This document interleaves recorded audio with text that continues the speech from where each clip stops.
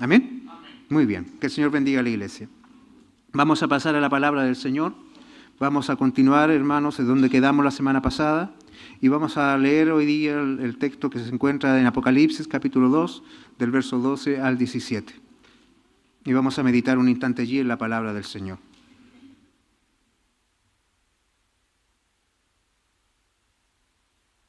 Apocalipsis, capítulo 2, del verso 12 al 17.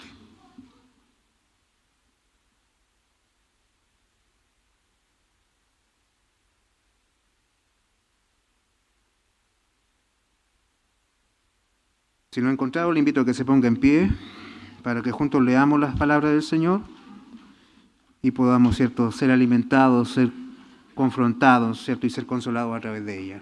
Lo hacemos en el nombre del Señor, dice así.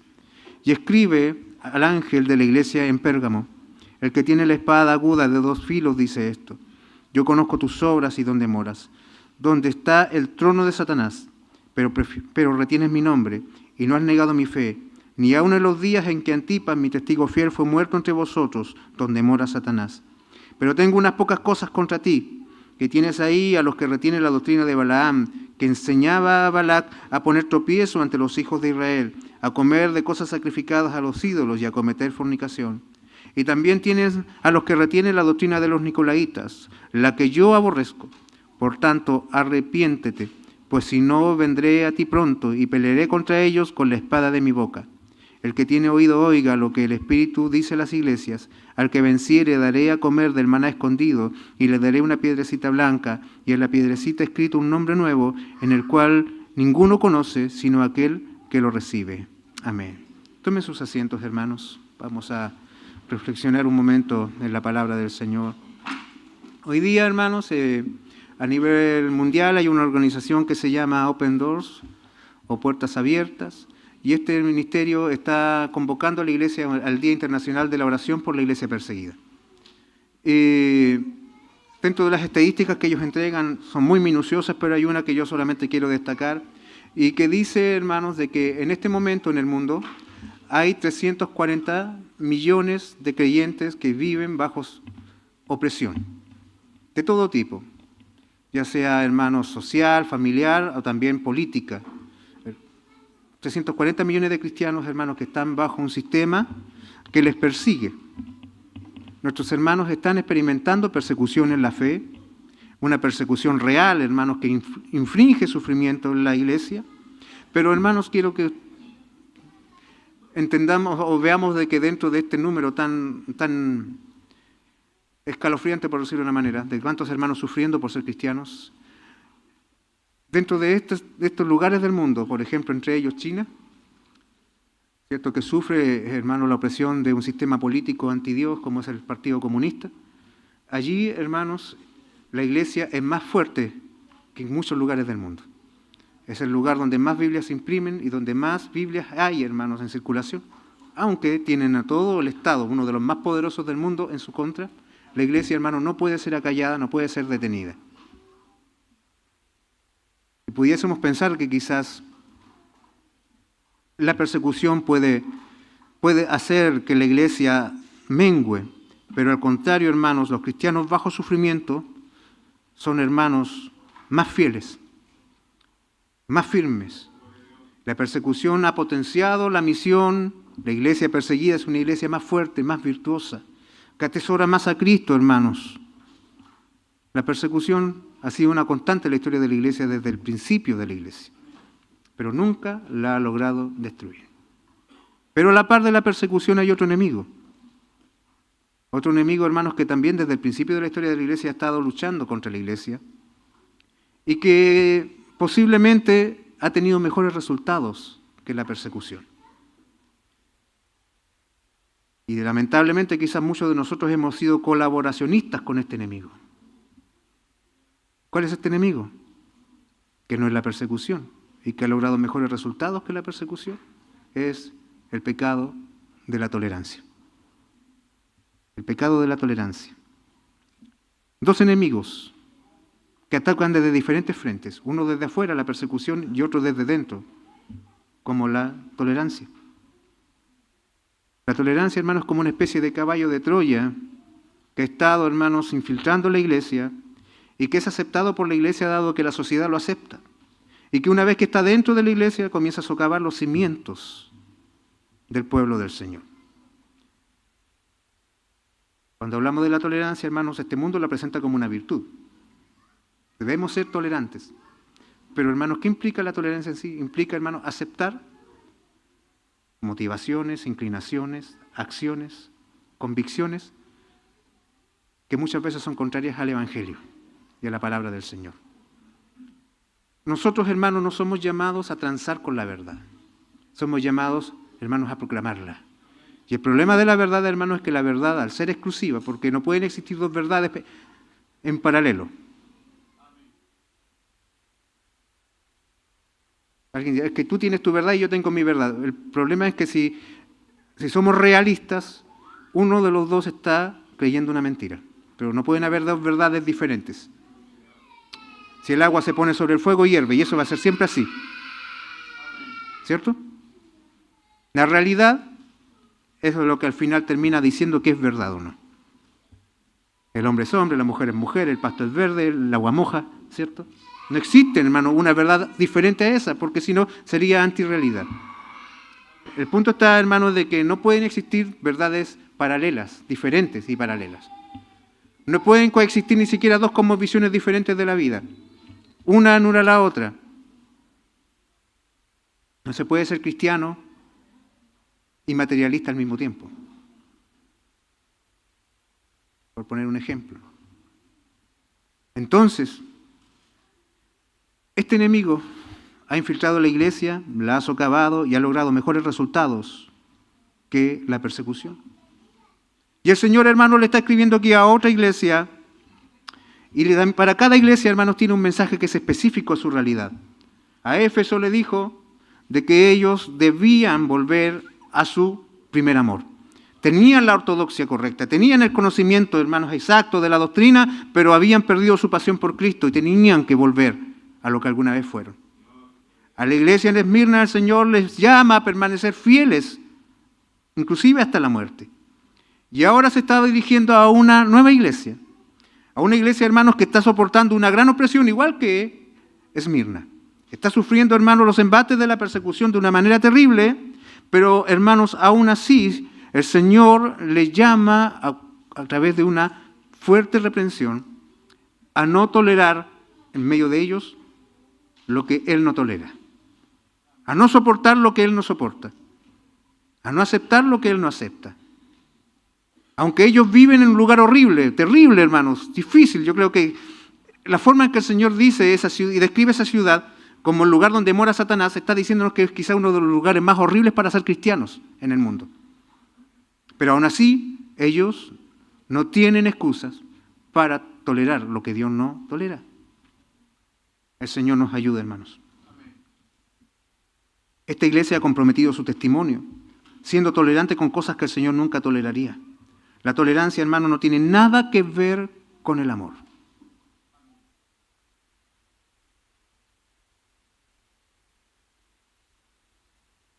La tolerancia no tiene nada que ver con el amor. Lo que sí tiene que ver con el amor es la verdad. En la verdad está el amor. Y ese es el problema. Ese es el problema, hermanos, porque a veces nosotros con la excusa del amor aceptamos ideas, principios, motivaciones y prácticas de otros, hermanos, aunque éstas sean contrarias al Evangelio, solamente por el hecho de no tener que confrontarlas. Pero eso no es amor, eso es hipocresía, porque solo en la verdad se encuentra el verdadero amor. Porque mirar hacia el lado y argumentar que por amor no confrontaremos a aquellos que se han aferrado al pecado, hermanos, y que por amor los dejamos ser, eso es algo, hermanos, peligroso, porque en cierta forma estamos diciendo, por no meterme en un problema, dejo que aquel que digo que amo sea arrastrado al infierno por aquellas cosas que él está haciendo. Preferimos guardar la verdad, esconderla, y no le llamamos a venir a Cristo en arrepentimiento. La tolerancia exige sacrificar la verdad, y si sacrificas la verdad, en un momento estarás sacrificando también la libertad. La iglesia en Pérgamo es una iglesia fiel.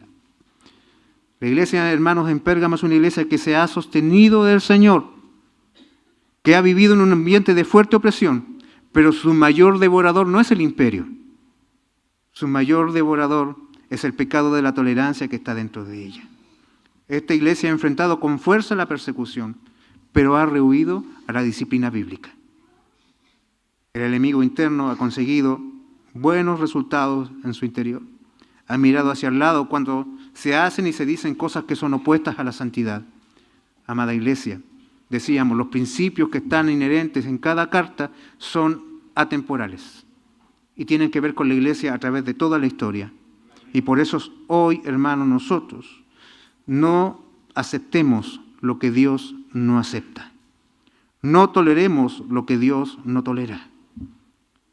Vivamos, hermanos, una santidad real. La santidad real es una santidad práctica que se vive, hermanos, no solamente en los conceptos, en los argumentos, sino en la vida real.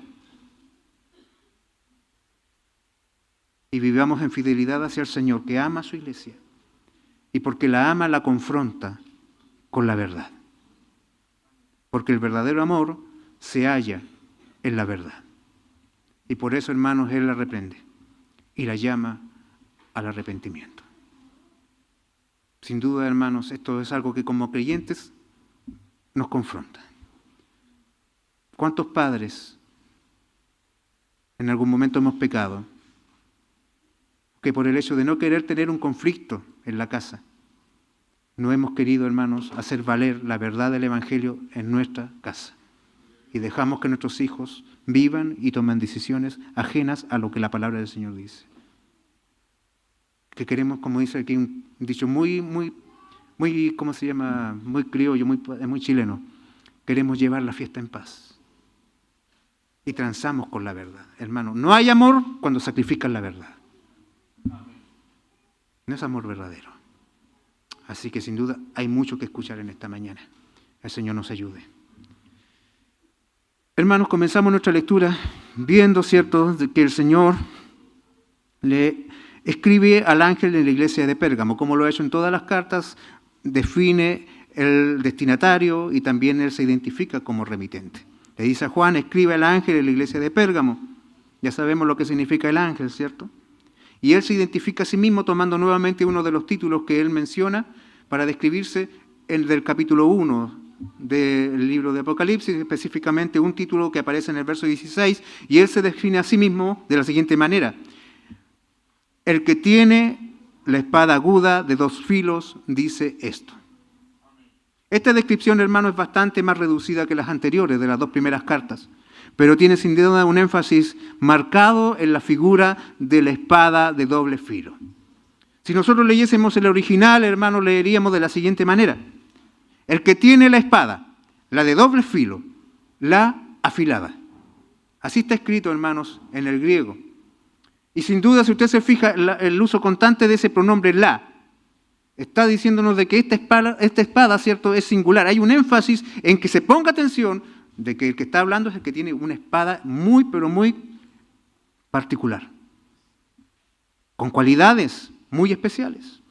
O sea, hay que poner atención aquí entonces en el símbolo que el Señor está usando para describirse a sí mismo. Hermano, está allí en la espada. ¿Qué significa la espada que sale de la boca del Señor? Simboliza, hermanos, la autoridad y el poder legislativo del Señor, pues que Él gobierna a su iglesia y el universo a través de esa espada que es su palabra que sale de su boca. Pablo en el libro de Romanos, en el capítulo 13, verso 4, dice, en cuanto a los magistrados civiles, en cuanto a aquellos que gobiernan al pueblo en lo político, en lo civil, dice, porque es servidor de Dios para tu bien, pero si haces lo malo, teme, porque no en vano lleva la espada, pues es servidor de Dios, vengador para castigar al que hace lo malo, hablando del poder civil. Los magistrados civiles hacían pública la autoridad que tenían al portar una espada en su cinto. Ahora el Señor también, hermanos, lo hace y demuestra su autoridad suprema sobre la iglesia al decir que Él tiene una espada de doble filo. Hermanos, si el magistrado civil no en vano llevaba la espada, cuánto menos, hermanos, nuestro Señor, que es juez justo, no lleva en vano una espada en su palabra. Y esto, hermanos, tiene mucha relación con la ciudad de Pérgamo, porque la ciudad de Pérgamo, hermanos, es la capital legislativa o administrativa de la provincia del Asia, Allí habitaba el procónsul romano, que era justamente aquel que impartía justicia, y el procónsul era conocido justamente por la espada que él llevaba y que lo identificaba con el rango que él tenía. Pero hermanos, no es el procónsul romano ni es el emperador quien decide acerca de la vida o la muerte, ni tampoco el que tiene señorío sobre la iglesia. La realidad de la iglesia se define según Jesucristo el Rey. Según Jesucristo el juez del universo, que a través de su palabra legisla sobre toda la creación. Hermanos, esta espada no va a ser la única vez que va a aparecer en el libro de Apocalipsis, pero si usted pone atención, mientras vamos avanzando en esta serie, y si usted lo ha leído, sin duda ya lo ha notado, cada vez que se menciona la espada, se usa en el libro de Apocalipsis como el medio del juicio del Señor contra sus enemigos. Él los va a matar, dice, con la espada de su boca. Y eso debiera llamarnos mucho la atención, hermanos, porque si el Señor aquí nos está diciendo que Él presenta su espada ante la iglesia, blandiendo la espada que está reservada para sus enemigos, eso significa, hermanos, que lo que Él nos va a decir, o lo que Él va a decir a su iglesia, es de una gran seriedad. Es algo, hermanos, absolutamente importante, tanto así, hermanos, que el Señor está diciendo, iglesia, les hablo a ustedes con esta espada que yo tengo reservada para mis enemigos. Entonces, ¿cómo es? ¿Somos tu iglesia? ¿Somos tu pueblo? ¿Somos tus enemigos? No, el Señor quiere que nosotros veamos seriedad en Él. Él nos va a decir algo que es drástico. Él va a decirle a su iglesia acá en Pérgamo algo que es importante. Y tienen que poner atención. No se había presentado así el Señor delante de ninguna iglesia hasta este momento. Como severo, como alguien con quien no se juega, como alguien que tiene autoridad y poder, como alguien a quien se tiene que tomar en serio. Sin duda esto nos pone de relieve la gravedad de los problemas que habían en esta iglesia. Y el Señor sigue diciendo en el verso 13, yo conozco tus obras y dónde moras. El Señor omnisciente dice que Él observa a su iglesia y la conoce perfectamente y conoce las circunstancias que la rodean, y esto es importante que lo consideremos porque el Señor dice además de que Él sabe dónde mora esta iglesia. ¿Cuál es el ambiente donde ella está creciendo? Y el Señor, hermanos, vea usted, usa 2 veces esta expresión, o usa este nombre en este solo verso. Dice de que esta iglesia mora donde está el trono de Satanás. Y luego al final del verso 13 dice de que esta iglesia vive en el mismo lugar donde mora Satanás. Y esto, hermanos, para poder comprenderlo, el uso de esta expresión del Señor, hay que mirarlo desde el contexto de la ciudad, tanto geográfico en este momento como también, hermanos, cultural. Cada vez, hermanos, que nosotros tomamos una de las cartas, no podemos tratar de interpretar la carta sin ir a los antecedentes históricos, culturales y geográficos de cada una de ellas, porque cada una de estas iglesias son iglesias reales, no son metáforas, fueron congregaciones que realmente existieron en ciudades que realmente existieron. Y en cuanto, hermanos, a este antecedente que el Señor pone, es como decir, yo sé dónde ustedes viven. Por ejemplo, hay ciudades que se conocen por características únicas de esas ciudades, ¿cierto? Nuestra ciudad de Chillán, ¿por qué se conoce? Sí, ¿cierto? La ciudad de Nueva York, la ciudad que nunca duerme y cosas así. La ciudad de Pérgamo, porque allí está el trono de Satanás, allí mora Satanás. Yo creo, hermanos, que solamente ese título basta como para comprender el nivel de vida o la forma de vida de ese lugar en particular. La ciudad, hermanos, de Pérgamo era una ciudad situada a 23 kilómetros de las costas del mar Egeo y estaba construida sobre un monte muy importante, un monte rocoso, hermanos, muy prominente. Y, hermanos, si usted lo busca en el mapa, está justamente a unos 10 kilómetros de la ciudad de Esmirna, allá en la provincia del Asia Menor, conocida, ¿cierto?, hoy como el país de Turquía. Una ciudad situada sobre una gran colina rocosa que la hacía una ciudad inexpugnable, difícil de conquistar y desde la cual se tenía una capacidad de visión de hasta unos 25 kilómetros. O sea, la gente que vivía en Pérgamo podía ver inclusive el mar Egeo a la distancia en el horizonte y podían tener un control de cualquier movimiento que se diera en los valles y por lo tanto los romanos establecieron allí, hermanos, su capital administrativa de la provincia. También, hermanos, esa ciudad era conocida porque había en ella una biblioteca tan magnífica como la Biblioteca de Alejandría.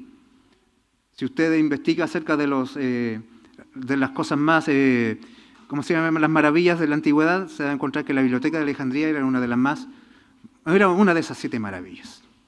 De hecho, allí, hermanos, allí por causa de esa biblioteca se escribió la Septuaginta, que fue la traducción del hebreo al griego del Antiguo Testamento, que nos sirvió, hermanos, como base de también las traducciones que nosotros tenemos hasta hoy de la Biblia.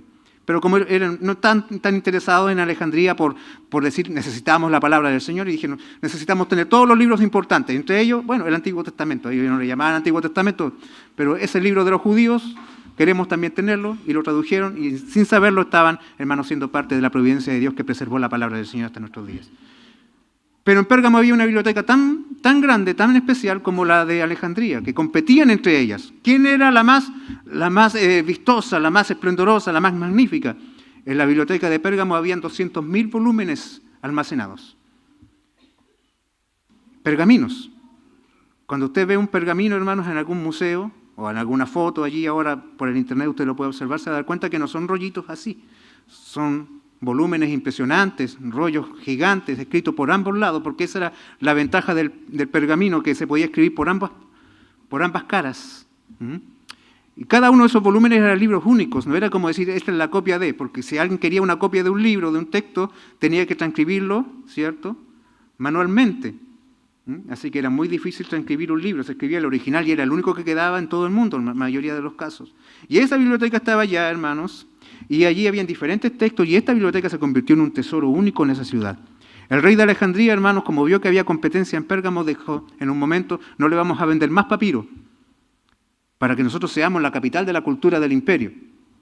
Quisieron los de Pérgamo, bueno, dijeron, desarrollaremos nuestro propio sistema de escritura, y ellos desarrollaron el pergamino, que es piel de animal, preparada para luego recibir escritura en ella. De ahí el nombre. Como se invertó en Pérgamo, se le llamó pergamino.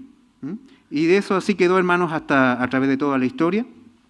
Y lo que nosotros vemos, hermanos, de que esta ciudad alcanzó también, no solamente ser un centro administrativo, un centro cultural, sino que también era un centro de mucha actividad religiosa. En las laderas de sus colinas, hermanos, se encontraban diferentes templos dedicados a casi prácticamente todos los dioses de la mitología griega, pero habían 2 templos en particular que se caracterizaban o que se destacaban, que era el templo a Zeus y el templo a Asclepio, al dios Asclepio, o que también se le conoce, hermanos, con otro nombre en latín como Esculapio. No sé si usted ha escuchado hablar de Esculapio. ¿Cuál es el dios Zeus? Bueno, todos conocen de que es como el dios más importante de la mitología griega, y Esculapio o Asclepio, hermanos, es el dios de la medicina y la sanación. Y el dios Esculapio, hermanos, es representado por ese símbolo de la vara con una serpiente enrollada. No sé si usted lo ha visto. Hasta la OMS lo tiene, ¿cierto?, en su logo. Ahora, ¿por qué digo yo que esos dioses eran como que especiales dentro de todos, hermanos, los dioses que estaban allí, en los templos de los dioses que estaban en esa ciudad? Es que a ambos dioses, hermanos, tanto a Esculapio o a Asclepio, ¿cierto?, y Zeus, se le agregaba un título. Y este título era Soter. ¿Qué significaba Zeus Soter o Asclepio Soter? Significaba Zeus el Salvador, Asclepio el Salvador. O sea, estos hermanos, ¿qué eran en sí? Un abierto desafío a la figura de Cristo o el Dios verdadero como el Salvador. Pero además de eso, hermanos, aparte de Esmirna, en Pérgamo también se construyó un templo dedicado al emperador. También fue un lugar donde el culto al emperador tuvo mucha relevancia, y aquí, hermanos, a Augusto César se le construyó un templo.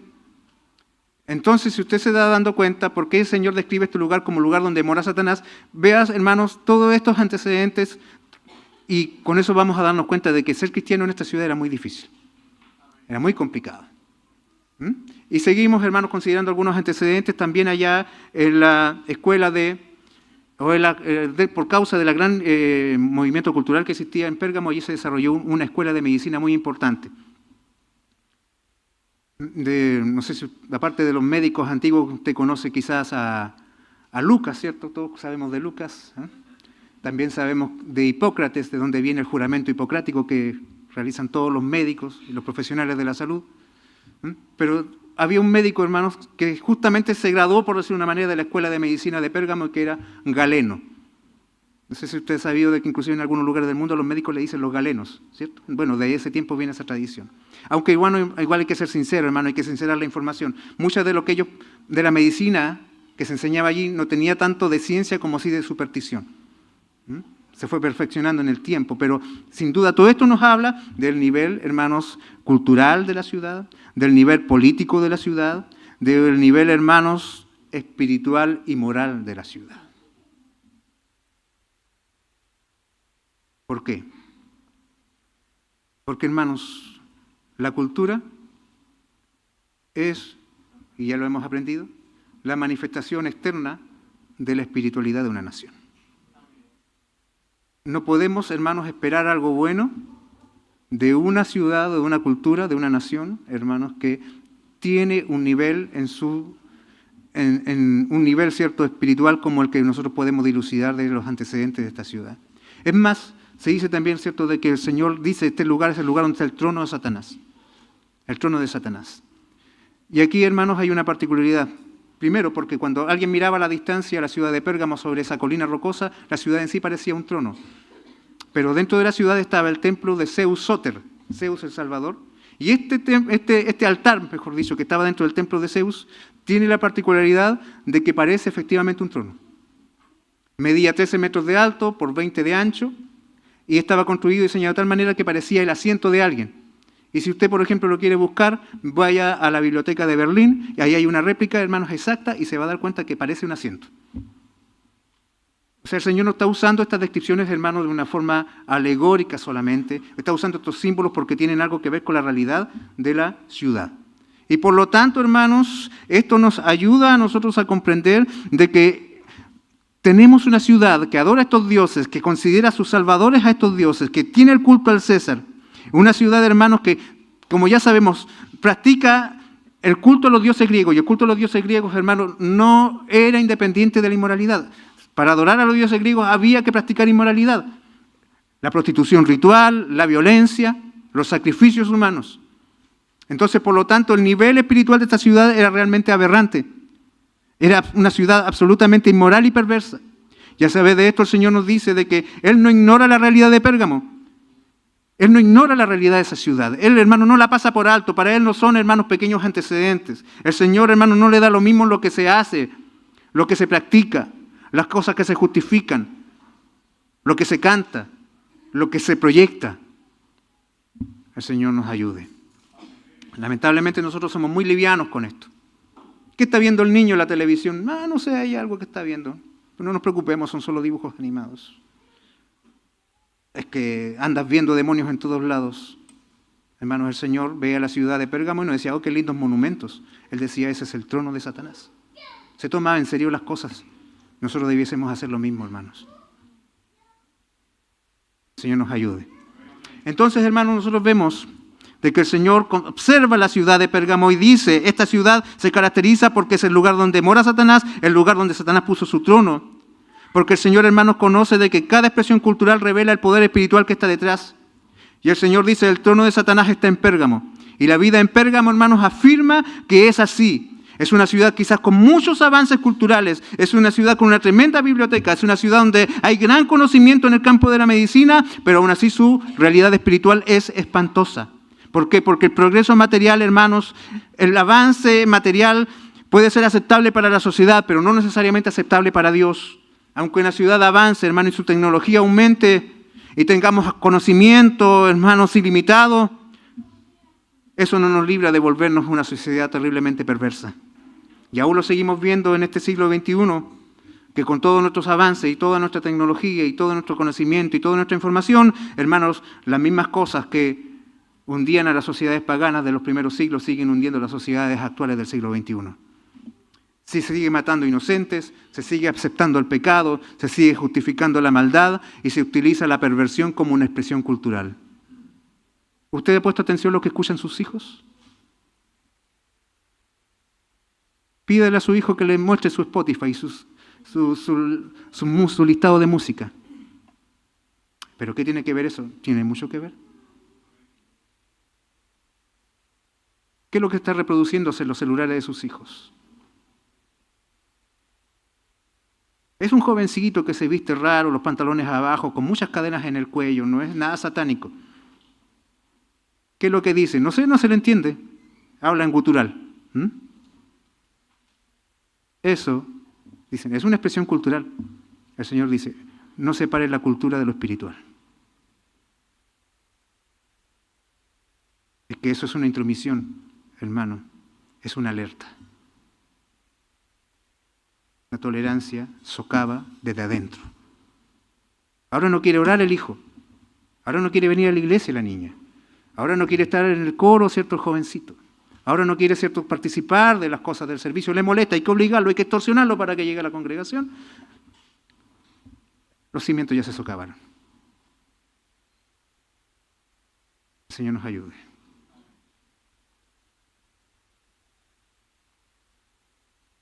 El Señor nos ayude. El Señor ha dicho a la iglesia, conozco tus obras. ¿Y cuáles son las obras de esta iglesia? El verso 13 nos sigue diciendo, pero retienes mi nombre y no has negado mi fe, ni aun en los días en que Antipas, mi testigo fiel, fue muerto entre vosotros. La iglesia en Pérgamo, hermanos, ha retenido el nombre del Señor. Ha aceptado, hermanos, la realidad de lo que Jesucristo dijo que era. Se ha identificado con Él y lo hace, hermanos, en medio de un ambiente hostil. Para ellos, hermanos, Jesucristo realmente es todo. En la ciudad, hermanos, se proclama, Zeus es el Salvador, Asclepio es el Salvador, pero ellos dicen, Jesús es el verdadero Salvador. Retienes mi nombre. Jesús, Salvador. Es un desafío, hermanos, y es un precio sobre sus cabezas. Ellos no dicen, el César es el Señor, ellos dicen, Jesucristo es el Señor. Y con eso ya se convirtieron en enemigos del Estado. Ellos no van, hermanos, a buscar conocimiento en los 200.000 volúmenes de la biblioteca de Pérgamo. Ellos encuentran la verdad de las palabras de Cristo. Porque como dice acá, no han negado la fe. Se mantienen firmes en las palabras del Señor. Ellos, hermanos, no buscan sanidad en Asclepio. Ellos la buscan en Cristo y dicen que Jesús es el gran médico. En resumen, hermanos, los cristianos en Pérgamo están viviendo en el lugar más insoportable para el cristianismo de esa época. A ellos se les acusaba de ser infieles a Roma, se les acusaba de sedición, se les humillaba, se les perseguía, se les condenaba a muerte. En Pérgamo los cristianos se enfrentaban a diario a las presiones de una sociedad pagana. Si usted se recuerda, el problema de la iglesia de Esmirna era provocado por los judíos, ¿cierto? Los judíos que propiciaron la persecución en su contra. Acá los cristianos tienen otro enemigo, que no son los judíos, sino que son los paganos. Pero si usted se da cuenta, hermanos, el enemigo que está detrás de ambos, que está ahí, hermanos, instigando a ambos grupos, es el mismo. Los judíos no eran verdaderos judíos, sino que eran sinagoga de Satanás. Y los moradores de Pérgamo moraban en la ciudad donde mora Satanás. El enemigo que está detrás, hermanos, usando tanto a judíos como a paganos, es el mismo, Satanás. Los instrumentos son diferentes, pero el enemigo es el mismo. Pero aún así, allí había una iglesia. Allí había un grupo de cristianos fieles que perseveraban y se mantenían firmes aún a pesar de esas circunstancias. Hermano, no sabemos el origen específico de la iglesia de Pérgamo, ni quién la fundó, aunque lo más probable es que sin duda haya sido uno de esos pastores que se titularon con Pablo allá en Éfeso, hermanos, pero el Señor dice de que Él es testigo de esa iglesia, Él la conoce y dice, yo conozco tus obras, yo sé dónde vives, yo sé el ambiente que tienes que soportar, yo sé el enemigo que tienes en tu contra. Y ahí estás tú, en medio de esa circunstancia, allí estás. Y en ese lugar retienes mi nombre y en ese lugar no has negado mi fe. Gloria a Dios, hermanos. Por ese grupo de la iglesia que se mantiene firme. Por esos hermanos que se mantienen fieles al Señor a pesar de la opresión.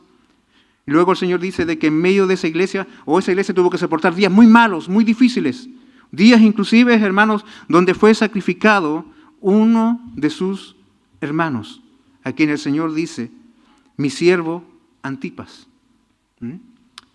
Esta iglesia vio ser sacrificada a uno de sus pastores, el cual el Señor llama por su nombre. Gloria a Dios.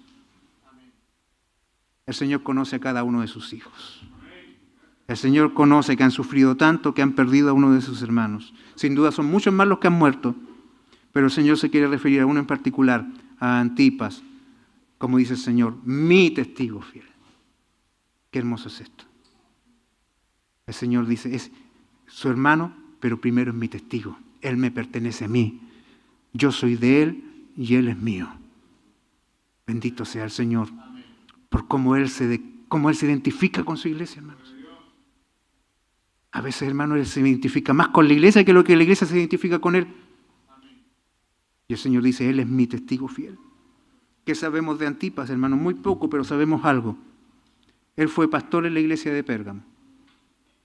Fue uno de los pastores ordenados por Juan, el apóstol, y enviado a esa iglesia, y que fue martirizado aproximadamente, según la tradición, en el año 92 después de Cristo. Y el Señor declara de que ese siervo era suyo, le pertenecía, él es mi testigo fiel. Ahora la tradición también dice de que él fue ejecutado de una de las maneras más horrorosas que se tiene en ese tiempo de matar a alguien. Él fue ejecutado dentro del toro de Falaris. ¿Qué era el toro de Falaris, hermano? Era una escultura hueca de bronce de toro, con forma de toro, donde se metían a los que iban a ser ejecutados dentro, y luego por debajo del toro se prendían brasas de fuego y el toro por dentro comenzaba a arder. Era como una especie de horno. Y que las personas que eran puestas adentro prácticamente se consumían a causa de sus propios líquidos, por decirlo de una manera. Era como freír a una persona viva.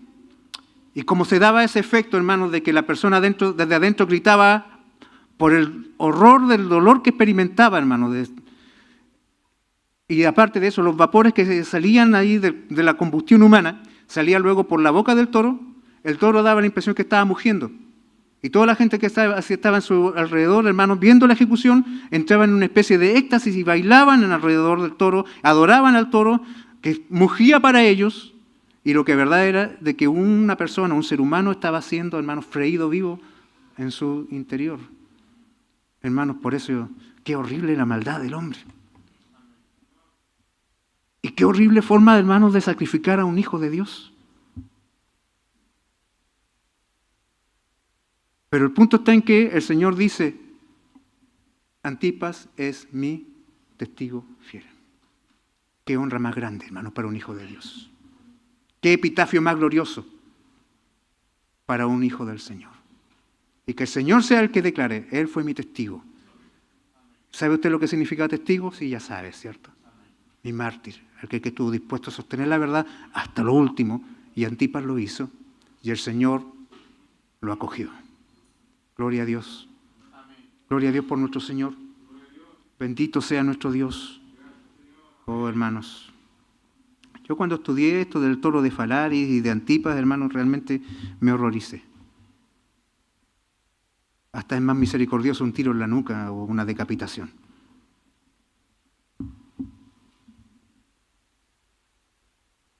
Por eso, hermanos, nosotros muchas veces no debemos esperar que el mundo nos aplauda. Que nuestra fidelidad no sea condicionada a las circunstancias. El Señor podrá decir de nosotros que somos testigos fieles. Y muchas veces, hermanos, ante el cambio de circunstancias, nuestro compromiso con Él mengua. El Señor nos dé sabiduría, hermanos, y nos ayude. Amén. Y aquí tenemos a Antipas, un testigo fiel, y el Señor que le conoce. El Señor que le conoce, hermanos. O sea, cuando el Señor dice de que esta ciudad es el lugar donde mora Satanás, sin duda el título lo tiene muy bien ganado. ¿Cierto? ¿Cuánta razón hay para que se le reconozca de esta manera a este lugar? Pero allí en ese lugar, hermanos, donde mora Satanás, allí en el lugar donde el enemigo puso su trono, el Evangelio irrumpió igual. El Evangelio, hermanos, entró y con toda la cultura, con toda su riqueza y con todo su poder, no pudieron frenar el poder de Dios y la luz resplandeció en medio de la oscuridad y ésta no prevaleció. Lo único que le queda a esa sociedad perversa es el odio contra el cristianismo, la violencia contra la iglesia, pero hay una verdad que permanece, de que con todo ese poder Satanás no ha podido sacar de su casa a la iglesia. ¡Qué humillación para el diablo! Ni siquiera los tengo al frente, los tengo dentro de mi casa. Yo puse mi trono aquí y resulta que donde tengo mi trono llegaron estos. Porque el Señor cumple sus promesas. Las puertas del infierno no prevalecen contra la iglesia. Y allí, hermanos, donde esa ciudad, donde mora Satanás, donde tiene su trono, hay una iglesia y eso habla del poder del Evangelio, del poder del Señor. No hay poder que pueda detener a los hijos del Señor, ni la misma muerte puede hacerlo, porque el Señor de la iglesia venció la muerte, porque Él dijo que Él edifica su iglesia y las puertas del Hades no prevalecerán. La victoria de la iglesia es segura y el hecho, hermanos, de que existe una iglesia en Pérgamo es evidencia de que el infierno no prevalece contra la iglesia. Bendito sea el Señor. Llegamos al verso 14 y nos encontramos con un pero. Ya sabemos que los peros nos ponen en antecedente que hay que prepararse para lo que viene, ¿cierto? Sin duda los elogios a la iglesia de Pérgamo son impresionantes y son conmovedores, y uno revisa la historia y sin duda, hermanos, demuestran a un Señor que se identifica con su iglesia, que no ignora a ninguno de sus siervos y que los ama. Amén. El Señor ama a sus siervos, el Señor ama a su iglesia. ¿Y ama a la iglesia de Pérgamo? Sí, la ama. ¿Y por qué la ama? Hermanos, porque la ama, el Señor le habla lo que viene en el verso 14. Tengo unas cosas contra ti, que tienes allí a los que retienen la doctrina de Balaam, que enseñaba a Balac a poner tropiezo ante los hijos de Israel, a comer de cosas sacrificadas a los ídolos y a cometer fornicación. Y también tienes a los que retienen la doctrina de los nicolaitas, la que yo aborrezco. Esta iglesia había confesado que solo Jesús es Salvador y no Zeus, que solo Jesús es el Señor y no el César. Y se mantuvieron firmes contra Zeus, contra el paganismo de la ciudad, pero habían fracasado en decir que no al pecado al interior de ella. Satanás no pudo destruirla con el toro de Falaris, ni con el poder político, y recurrió al viejo truco de la infiltración. Ellos son acusados por el Señor por un pecado que sin duda, hermanos, como el Señor lo da a entender, no es practicado por toda la congregación. Hay muchos hermanos fieles dentro de Pérgamo, hermanos, pero el texto da a entender que era una porción que no era muy grande y que, hermanos, por lo tanto, cada uno de esos miembros podían ser identificados sin problema por los líderes de la iglesia y ser llamados a la reprensión. Pero el Señor, hermanos, no está diciendo, el problema es cuántos son los que están pecando. El problema está en que el Señor está diciendo, ustedes no han hecho nada contra eso. Y ese es el problema, hermanos. El Señor no ve que no se hace nada en contra de ese pecado y por eso el Señor actúa de esta manera tan severa. Ahora, hermanos, quiero que entendamos algo. No es que el Señor anule todos los elogios que le dio a su iglesia por esta reprensión. No es que el Señor, hermano, ahora no valga de nada de que ellos, cierto, retengan su nombre y guarden la fe en medio de la ciudad de Pérgamo, que es la ciudad donde el enemigo mismo se ha puesto como habitación. El Señor no viene a decir, ahora eso no me vale nada. El Señor es justo. Amén, el Señor es justo. ¿Y porque es justo? Reconoce lo que es reconocible y alaba lo que Él tiene que alabar. Y porque Él es justo, reprende lo que Él tiene que reprender. Amén. Nosotros muchas veces somos, hermanos, metemos todo al mismo saco, como se dice, ¿cierto? Generalizamos. Pero nuestro Dios es un Dios justo. Y por lo tanto, hermanos, Él va a hablar lo que tiene que hablar porque Él es un Dios lleno de amor. El Señor, hermanos, demanda a su iglesia a que no sea, hermanos, parcial. Él la manda a ser perfecta. El Señor nos manda a ser puros. El Señor ha puesto un estándar para nosotros y ese estándar es el mismo. ¿Cuál es la meta de Dios en cada uno de sus hijos? Que seamos como Cristo, que alcancemos su estatura. Menos que eso, nunca, hermanos, va a conformar al Señor. El Señor nos ayude. Y nosotros debemos comprender que aunque podamos tener muchas cosas buenas, si ve algo malo que no estemos haciendo bien, el Señor nos va a reprender por aquello. No lo va a pasar por alto. ¿Por qué? Porque el Señor nos ama. Amén. Amén. Dios nos ayude a entenderlo de esta manera, porque Dios es un buen Padre. Amén. Tengo un hijo mentiroso, pero mantiene su pieza ordenada. ¿No haré nada contra su mentira? ¿No lo corregiré entonces? ¿Se saca buenas notas? Sí, se saca buenas notas, es buen estudiante, es respetuoso con los profesores, ¿cierto? Pero tiene un problema. ¿Cuál es el problema? El problema es que, por ejemplo, no le interesa el Evangelio, no quiere venir a la iglesia. Bueno, pero por lo menos es buen estudiante. Nuestra lógica funciona así. El Señor dice, no basta con que sea buen estudiante. Quiero más de Él. Quiero más de Él. Amén. Y aquí tenemos, hermanos, al Señor que va a reprender a su iglesia, porque el Señor, hermano, no quiere una iglesia imperfecta. Él nos manda a tener una vestidura que no tenga ni manchas ni arrugas. ¿Se acuerda usted de esas canciones y de esas verdades? Y por eso tenemos que vencer todo tipo de mentira, todo tipo de inmoralidad y todo tipo de engaño a través de su palabra. Este pecado, hermano, permitido al interior de la iglesia. Este pecado permitido al interior de la iglesia es identificado en el verso 14, como dice así, que tienes ahí a los que retienen la doctrina de Balaam. que enseñaba a Balac a poner tropiezo a los hijos de Israel y a cometer cosas sacrificadas a los ídolos y a cometer fornicación.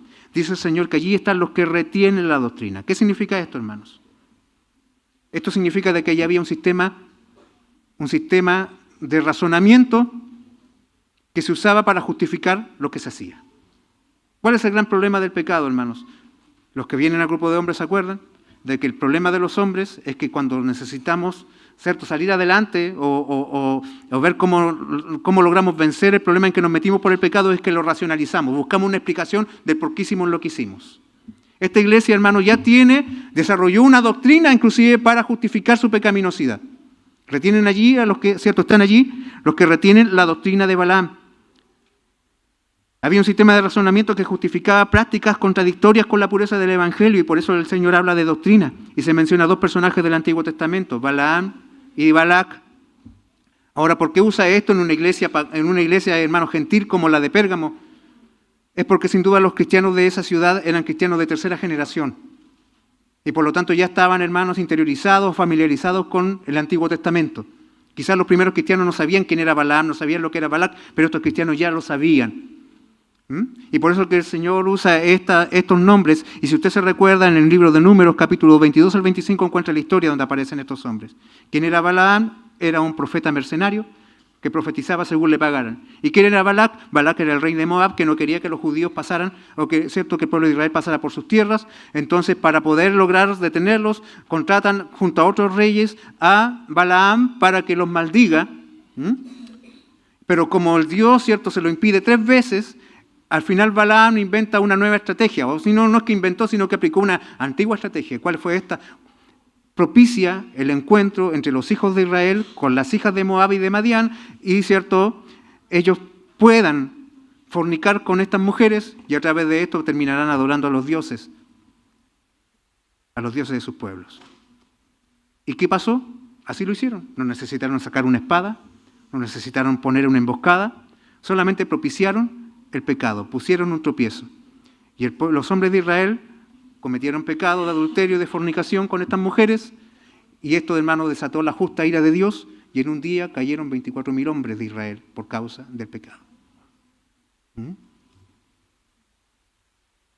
Entonces, ¿qué entendemos por esto? Hermanos, entendemos de que detrás de cada práctica aborrecida por Dios, primero, siempre hay una mala doctrina. No da lo mismo creer cualquier cosa, no da lo mismo enseñar cualquier cosa, porque toda mala acción es el resultado de una mala enseñanza.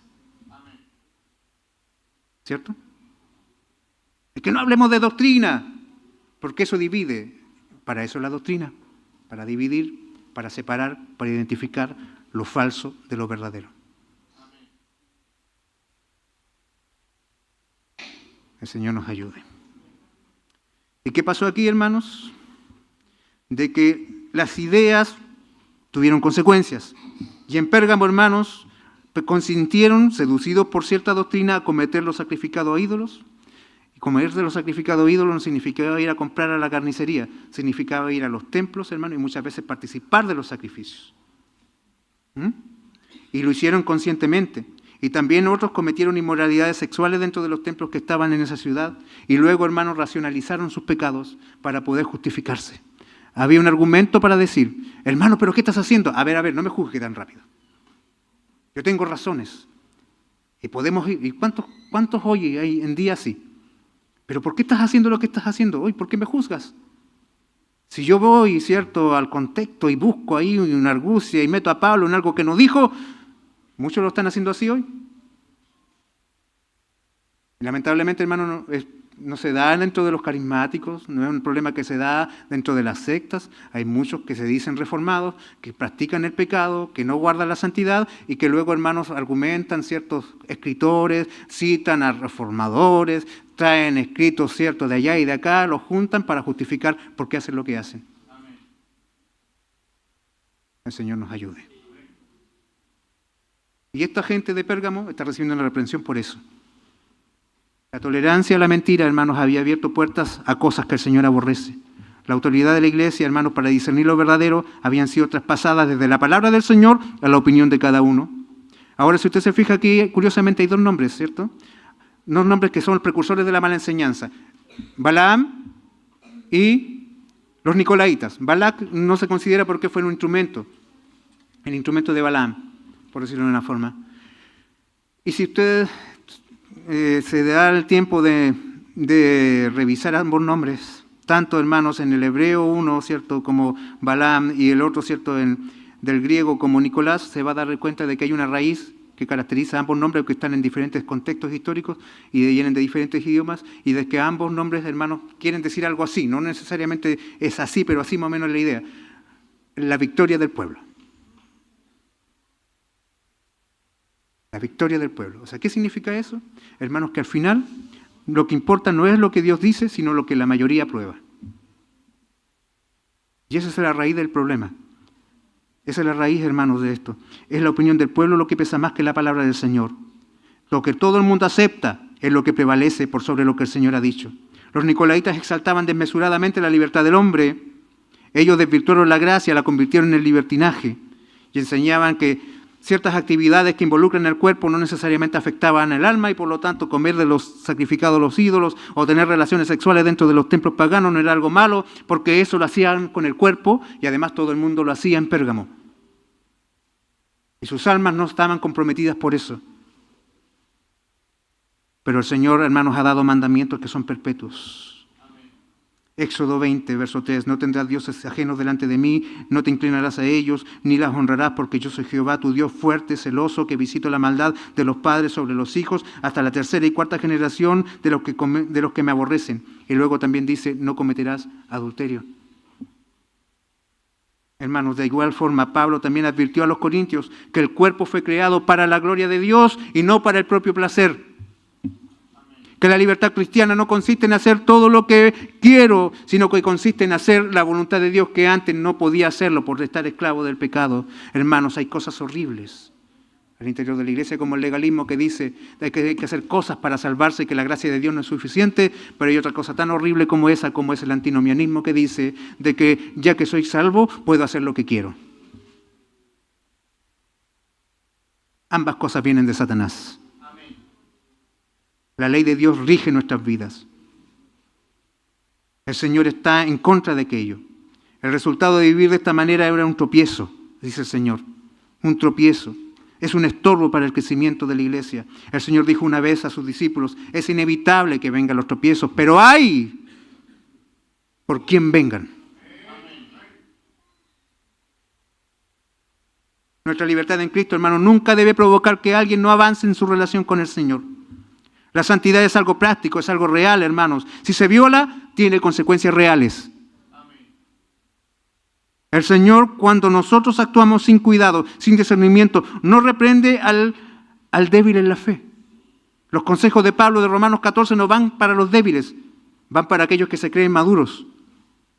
No hagas todo lo que a ti te parece bien si eso afecta a un débil. Siempre las recomendaciones para aquel que se cree y que tiene argumentos y que tiene madurez quizás según su postura. Hermanos, el Señor les reprende es aquel que se cree maduro y que piensa que por ser maduro puede hacer lo que quiere.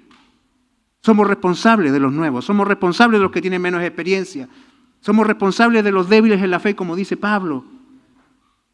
¿Amén? El Señor nos ayude a tener discernimiento. Tenemos que medir nuestros actos de acuerdo con las consecuencias que puedan tener. Que el Señor nos ayude a filtrar nuestras acciones según las Escrituras y no según lo que opina la mayoría. Si eres de Cristo, todo lo relacionado con tu vida le pertenece a Cristo.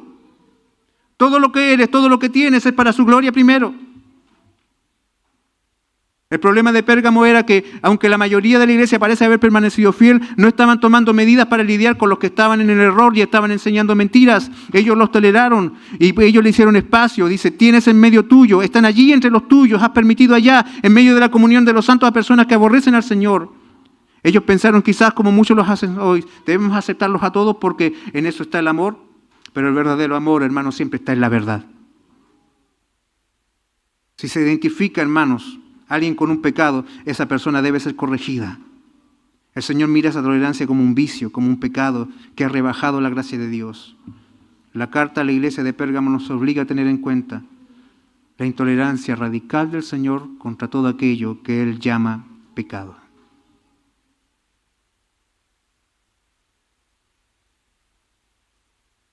Porque, hermanos, a eso fuimos llamados, a vivir en santidad.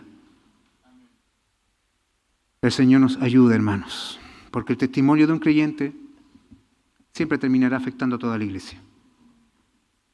Pueden haber 100 fieles, 2 infieles, y por causa de esos 2 infieles, el testimonio de toda la iglesia se empaña.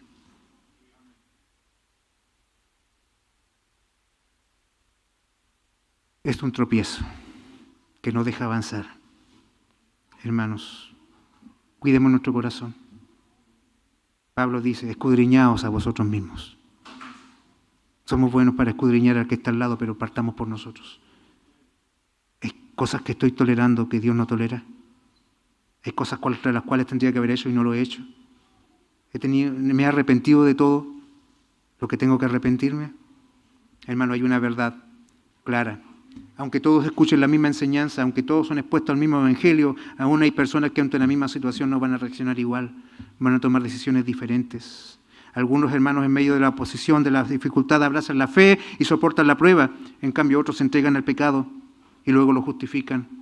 Y eso, hermanos, es una alerta para la iglesia. Porque esta iglesia, hermanos, no estaba viviendo circunstancias favorables y por eso pecó. Está viviendo en medio de sufrimiento. Está viviendo en medio de un gran sufrimiento. ¿Y qué significa eso? El Señor no va a decir, sí te entiendo, estás sufriendo. Por eso no voy a hacer nada contra tu pecado. Acuérdense, hermanos, que en el sufrimiento somos vulnerables, tan vulnerables de pecar como cuando estamos en medio del placer. ¿Por qué? Porque todavía no hemos sido glorificados. Así que cuida tu corazón, aunque estés sufriendo, aunque estés pasando tristezas, guarda tu corazón. Porque puedes pecar aún estando sufriendo. Y no porque estés sufriendo el Señor, hermanos, va a pasar por alto el pecado. ¿Amén? ¿Amén? Nuestra tendencia natural a victimizarnos, hermanos, a ser autocompasivos, nos lleva a pensar de que puedo pecar en el sufrimiento. Pero el Señor en una iglesia en sufrimiento le está hablando como le está hablando. Dios nos ayude.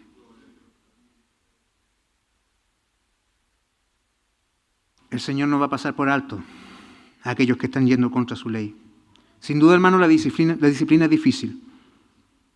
Difícil para los que la aplican, difícil para el que la recibe. Pero es necesaria.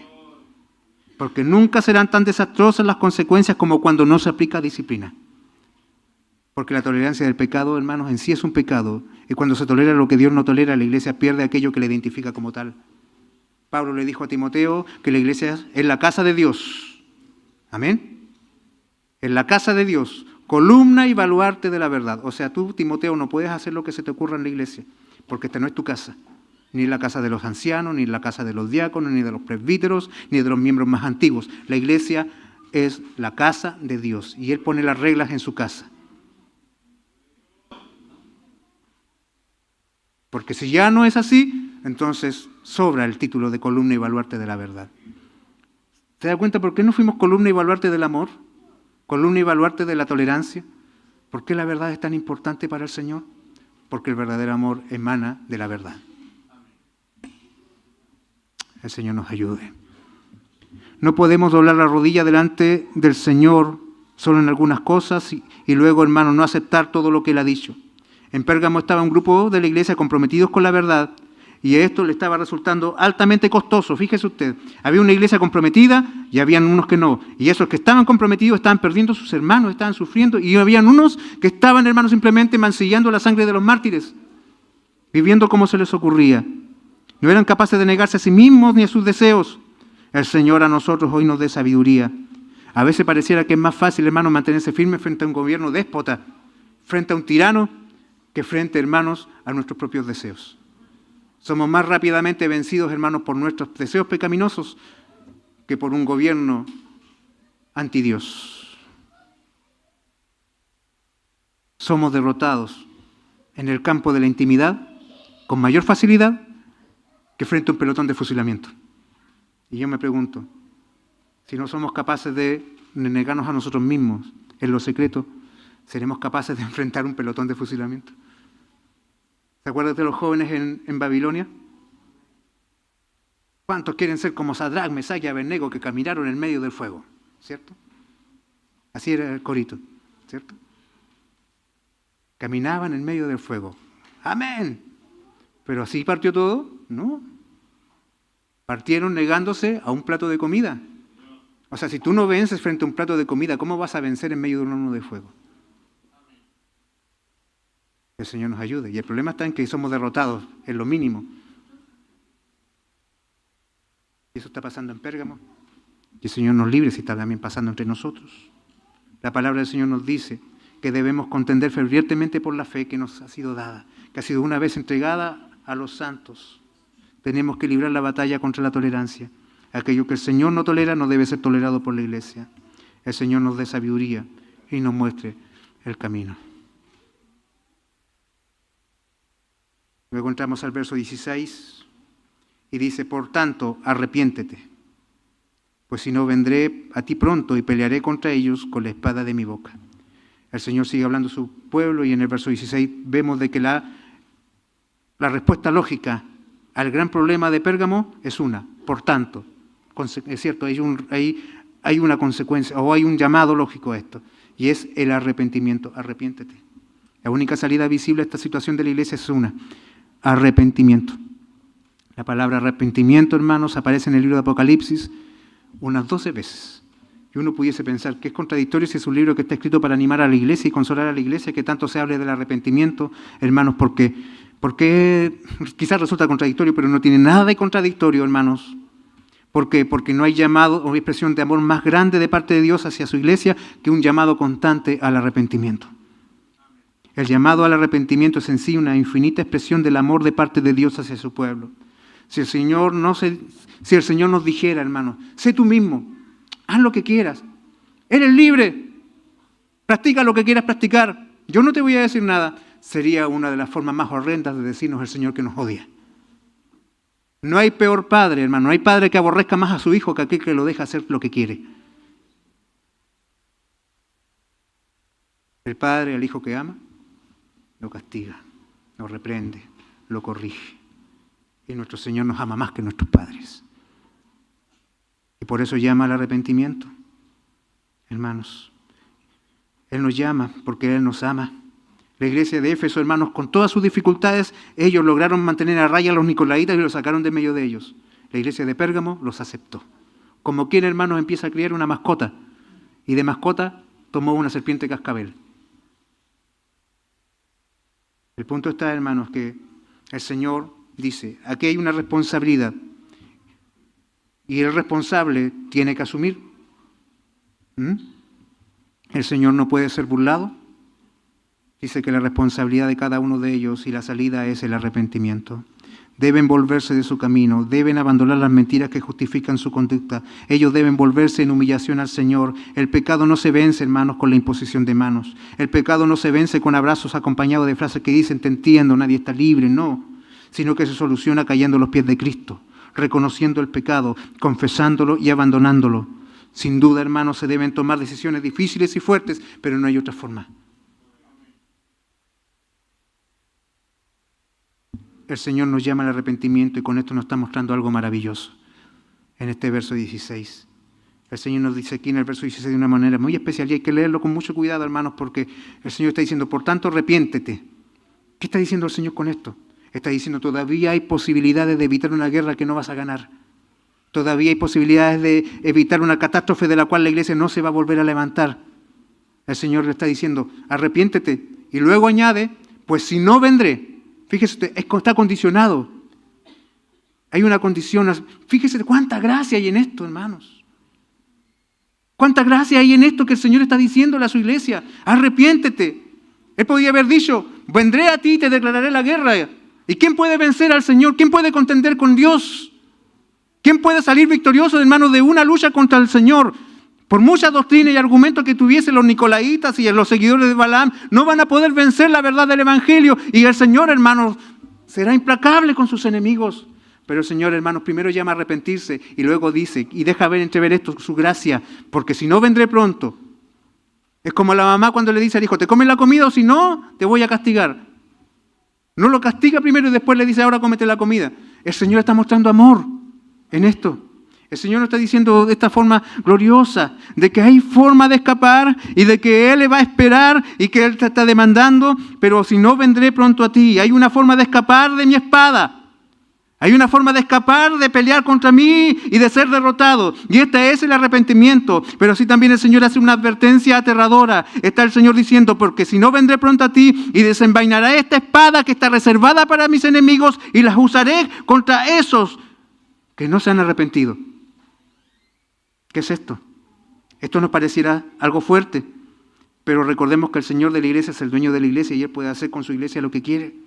Recordemos, hermanos, lo que pasó con el pueblo de Israel allá en Or, en el libro de Números capítulo 21, cuando murmuraron contra el Señor diciendo mejor estábamos en Egipto, y el Señor, hermanos, se enfureció contra ellos y le mandó una plaga de serpientes venenosas. ¿Se acuerdan?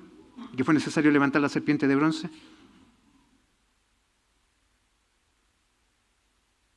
¿Se acuerda usted de lo que Pablo le dice a los corintios allá en 1 Corintios capítulo 11, cuando habla acerca de la cena del Señor, en el verso 30, acerca de esos que habían tomado la cena indignamente, que habían sido irreverentes con el sacramento, y Pablo dice, por lo cual hay muchos enfermos y debilitados entre vosotros y muchos duermen? O sea, es una manera muy delicada de Pablo de decir, hay gente que por ser irreverente se enfermó y otros inclusive hasta murieron. O sea, ¿qué significa con esto? Que el Señor tiene medios de disciplina que son severos y que el hombre, hermanos, no puede competir contra ellos, no puede vencer al Señor. Amén. Ninguno que quiera desafiar al Señor saldrá victorioso. Amén. Ninguno, hermanos, que quiera jugar con Dios va a ganar. El problema está, hermanos, en que muchos piensan de que Dios es igual que nosotros. Que cuando hablo del Señor estoy hablando de un igual, hermanos. No, nuestro Dios es santo. Amén. Santo, santo, soberano, rey, juez, justo, poderoso, implacable. El Señor nos ayude. El Señor no soporta la contaminación de su pueblo. El Señor no soporta a aquellos que la ultrajan con falsas enseñanzas, a aquellos que la mancillan con inmoralidad. Esta es una advertencia. Él peleará. Él es el juez. Él es el magistrado del universo. Y si el magistrado de la tierra no en vano lleva la espada, ¿cuánto más el Señor de los cielos no en vano tiene una espada aguda que sale de su boca para vencer a sus enemigos? Es de sabio entonces temer al Señor. Es de sabio, hermanos, volverse a Él en arrepentimiento. Sin duda, hermanos, la carta ha tomado un tono difícil y complicado. ¿Cierto? Se ha vuelto algo difícil. Yo le decía a los jóvenes, la carta de Esmirna tenían que haberla aprovechado, porque la de este día no se parece mucho a la anterior. Pero aún así hay amor. De hecho, que esto es puro amor, hermanos. Esto es solo amor. Gloria a Dios por nuestro Dios lleno de amor. Dios es un Dios de amor y de compasión. Y esta carta la va a terminar de una manera maravillosa. Misteriosa, hermanos, pero maravillosa. Y Él dice en el verso 17, el que tenga oídos oiga lo que el Espíritu dice a la iglesia. Al que venciere daré a comer del maná escondido y le daré una piedrecita blanca y en la piedrecita escrito un nombre nuevo, el cual ninguno conoce sino aquel que lo recibe. Mire usted cómo viene la promesa de Dios para aquellos que vencen. Ya sabe usted quién es el que vence. ¿Quién vence? Aquellos hermanos que han lavado su ropa en la sangre del Cordero. Aquellos que se han, hermanos, humillado a Cristo. Cristo es la victoria de la iglesia. Amén. Y entonces acá la palabra del Señor nos dice que hay dos promesas. La primera, que le dará a comer del maná escondido.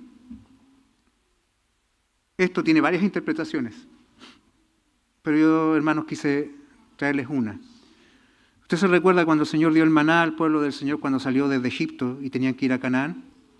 Ese maná se podía recoger en el día, pero si se dejaba para otro día se descomponía. ¿Cierto? Pero cuando llegó el momento de instaurar, ¿cierto?, el tabernáculo, el Señor mandó a que se guardara un puñado de ese maná, ¿cierto?, dentro del arca del pacto.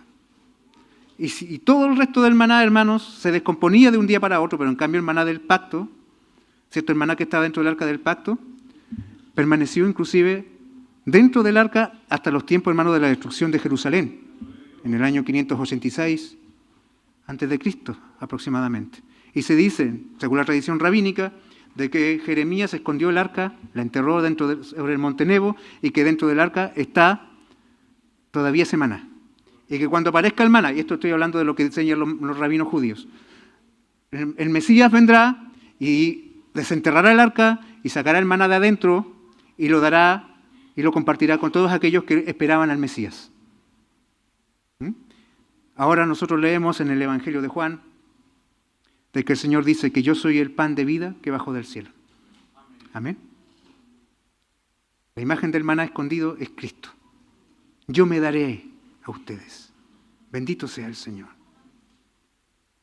Pero luego también dice de que Él también dará una piedrecita blanca con un nombre misterioso, que solamente conoce el que lo recibe.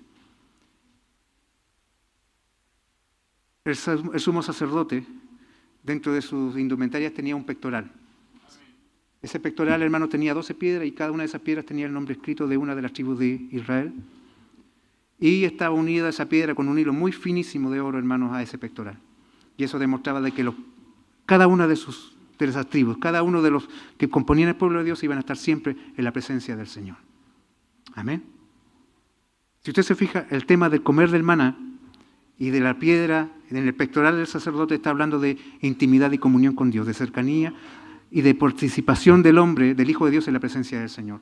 Pero luego el Señor dice que se añade de que esa piedra tiene un nombre. Él le va a entregar un nombre. Si usted se da cuenta, cada vez que el Señor entraba en pacto con sus hijos, ¿qué hacía con ellos? Les cambiaba el nombre. Abraham, Abraham. Sarai, Sara. ¿Cierto? Jacob, Israel. Cefas, Pedro. O sea, el Señor, cuando recoge a uno de los suyos, que viene a Él en arrepentimiento y fe, hermanos, tiene el poder de cambiar inclusive hasta su historia y darle una historia nueva y darle una nueva esperanza y de darle algo mayor, inclusive transformar aquello que era, porque, hermanos, los nombres no iban por casualidad, los nombres identificaban a la persona, hermanos, de cierta forma condicionaban a las personas. Pero el Señor, hermanos, cambia eso. Tiene el poder de darte un nombre nuevo. Para el Señor no eres el fracasado. Para el Señor, hermanos, cuando te vienes a Él, no eres el inmoral. Para cuando tú vienes al Señor en arrepentimiento fe, no eres aquel que no fue capaz de mantenerse en la verdad. El Señor, hermanos, tiene el poder de convertir y hacer nuevas todas las cosas. Bendito sea el Señor. Glorioso es el poder de Dios. Hermanos, y esto demuestra algo maravilloso. El Señor ama estar en comunión con su iglesia. El Señor ama, hermanos, estar en paz con su iglesia. El Señor ama desde el principio, hermanos, tener una relación íntima con su pueblo. ¿Se acuerdan de Adán y Eva, hermanos, en el Génesis, antes de la caída? El Señor venía y caminaba junto a ellos. El Señor siempre ha amado eso y el Señor sigue amándolo hoy. Si algo quiere el Señor, hermanos, fíjese usted, porque el Señor nos dijo, ya en Pérgamo me colmaron, aquí está mi espada y son todos exterminados, y podía haberlo hecho porque Él, hermanos, tiene la autoridad para hacerlo y el poder. Pero aún así Él, hermano, insiste en la comunión. Él quiere recuperar lo perdido. Él quiere que su pueblo vuelva a lo que habían extraviado. El Señor quiere que su pueblo no pierda lo que les hace iglesia. Porque ¿qué nos hace iglesia, hermanos? ¿Qué nos hace hijos de Dios? El que guarda ciertos rituales, el que conozca cierta información, el que tenga ciertas prácticas. Lo que te hace hijo de Dios es poder tener comunión con Dios. Y si pierdes la comunión con Dios, si desprecias la comunión con Dios, entonces, hermanos, lo has perdido todo. Y una iglesia, hermanos, que no tiene la presencia de Dios en medio de ellos, ya no tiene derecho a ser considerado iglesia. ¿Y el Señor qué quiere? Quiere que sigamos siendo su iglesia. A veces nosotros estamos, hermanos, aquí esperando el juicio. ¿Dónde hay uno para disciplinar? Ojalá se me aparezca, ¿cierto? Un pecador para ponerle las verdades. Hermanos, ¿sabe usted? No queremos eso y Dios no quiere. El Señor no ama andar, hermanos, destruyendo. El Señor quiere dar vida. El Señor quiere dar esperanza, el Señor quiere dar gozo, el Señor quiere restaurar, y por eso el Señor, después de todo lo que le dijo a la iglesia y de toda su dura reprimenda, le dice, yo quiero compartir contigo el maná escondido, yo te quiero dar un nuevo nombre, yo tengo poder para hacerlo, ven a mí en arrepentimiento y fe, vuélvete de ese mal camino, enfrenta las mentiras con la verdad, no toleres lo que yo no tolero, ama lo que yo amo, para que podamos seguir teniendo comunión. ¿A cuántos de ustedes, hermanos, como padres les fascina estar en su mesa con toda su familia alrededor? ¿A cuántos les gusta, hermanos, estar comiendo cada cual en su plato, así mirando hacia abajo sin compartir una palabra? A ninguno, ¿cierto? O que venga alguien y saque el plato y se lo lleve para comérselo en la cocina porque no tolera estar en la presencia de los demás. Qué horrible es eso. El Señor tampoco quiere eso en su iglesia. El Señor quiere que cada uno de los que vengan a Él, hermanos, puedan disfrutar de Él. Amén. La carta a Pérgamo debe ser considerada como algo serio para este tiempo y para la iglesia de este siglo. Porque, hermanos, recordemos algo, somos débiles. No somos invulnerables. El que cree estar firme, mire que no caiga. Pidamos al Señor fuerza, pidamos al Señor sabiduría, pidamos al Señor valentía. La firmeza del Rey al hablar a su iglesia con este lenguaje tan fuerte es una señal de gran misericordia, es una señal de gran amor, porque en la verdad está el verdadero amor. Cristo, antes de venir como el juez del universo a arrasar con sus enemigos, Él viene primero como un guerrero amoroso que quiere luchar por la restauración de su pueblo, que quiere, hermanos, la pureza de la iglesia. El Señor nos ayude a responder. El Señor nos ayude a acudir al Señor. Nosotros podemos decir, tenemos muchos problemas, pero, hermanos, no vale solucionar ninguno de esos problemas, ni de salud, ni económicos, si primero no estamos a cuentas con el Señor. Amén. Tú, yo, primero que nada, antes que todo, necesitamos estar en paz con Cristo. Ser perdonados de nuestros pecados. Que no haya cuentas negativas en nuestra contra. Pero gloria a Dios, que todo aquel que viene a Cristo, en arrepentimiento y fe, encuentra paz, encuentra restauración.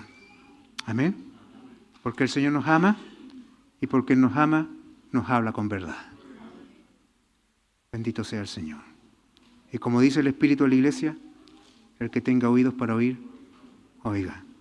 Tómese en serio lo que el Señor le dice a la Iglesia. Oremos al Señor. Amado Padre Celestial, nos acercamos delante de ti. Agradecido, Señor, por tu gran e infinita misericordia y bondad. Te adoramos, Padre, porque tú eres fiel, lleno de amor. Y porque tienes gran amor, hoy vienes a nosotros y nos hablas. Oh Señor, cuánto necesitamos de ti, cuánto necesitamos de tu gracia y de tu bondad. Y te pedimos, mi Dios eterno, que tu presencia nunca nos falte, que tu presencia nos sostenga. Hoy, Señor, humillados delante de tu presencia, porque tu sabiduría nos humilla, mi Señor. Reconocemos que no somos nosotros los que tenemos el control y el conocimiento, que eres tú quien sabe todo, que eres tú, mi Señor, quien hace todo perfecto. Y por eso en este instante, mi Dios, te pedimos que nos levantes con tu gracia, que nos despiertes a tu verdad, que nos ayudes a responder y a vivir para tu gloria. Lo pedimos, Señor, por misericordia, por los méritos de Cristo, nuestro Salvador. Amén. Que el Señor les bendiga.